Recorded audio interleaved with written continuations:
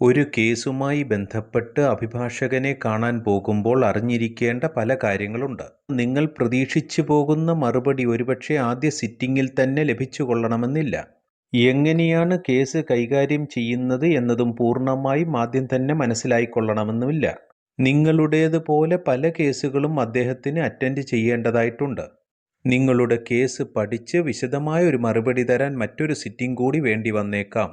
അതിനർത്ഥം നിങ്ങളുടെ കേസിനോട് അദ്ദേഹത്തിന് താൽപ്പര്യമില്ലെന്നോ കഴിവ് കുറഞ്ഞ വക്കീലാണെന്നോ അല്ല. അങ്ങനെ തെറ്റിദ്ധരിക്കരുത്.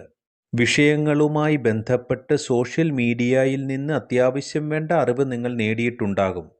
നിങ്ങൾക്ക് തന്നെ ബോധ്യമുണ്ടാകാം ഈ കേസ് എന്താകുമെന്നും ഏത് രീതിയിലാണ് നടത്തേണ്ടതെന്നും. എന്നാൽ ഇത്തരം മുൻവിധികൾ മാറ്റിവെച്ച് ആദ്യമായി വിഷയം ചർച്ച ചെയ്യാൻ എത്തുന്ന രീതിയിലായിരിക്കണം അഭിഭാഷകനെ സമീപിക്കേണ്ടത്. അദ്ദേഹത്തിൻ്റെ അഭിപ്രായങ്ങളെ ശരിയായ രീതിയിൽ ഉൾക്കൊള്ളേണ്ടതായിട്ടുണ്ട്.